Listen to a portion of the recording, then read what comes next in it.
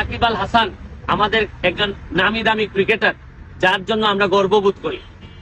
উনি একটা স্বর্ণের দোকান উদ্বোধন করার জন্য চলে গেছেন দুবাইতে।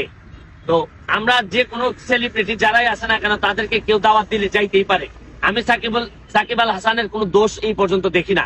কিন্তু যখন আমি জানতে পারলাম যে ডিবির পক্ষ থেকে, ডিটেকটিভ ব্রাঞ্চ বা পুলিশের পক্ষ থেকে সাকিব আল হাসানকে জানানো হয়েছিল যে আপনি যার দোকান উদ্বোধন করতে যাচ্ছেন সে একটা পুলিশ ইন্সপেক্টরের হত্যা মামলার আসামি এবং সে পলাতক অবস্থায় আছে, ইন্টারপোলের সাহায্যে আমরা তারে ধরে নিয়ে আসার চেষ্টা করতেছি, আপনি তার দোকান উদ্বোধন করতে যাচ্ছেন, তারপরও সাকিব আল হাসান শুনেন নাই। আমার কাছে মনে হয়েছে যে এটা যে একটা অপরাধ উনি জানেন কিনা, যে সেলিব্রিটি হইলে কি তার কোনো অপরাধের বিচার হবে না। আপনাদেরকে একটা জিনিস বলতে চাই, সাকিব আল হাসানের যারা ফলোয়ার আছেন তাদের প্রতি বা তার ফ্যান যারা আছেন তাদের প্রতি সম্মান রেখে একটা কথা বলতে চাই যে সাকিব আল হাসানকে আপনারা জানেন যে কিছুদিন আগে আমি একটা ভিডিও করে তারা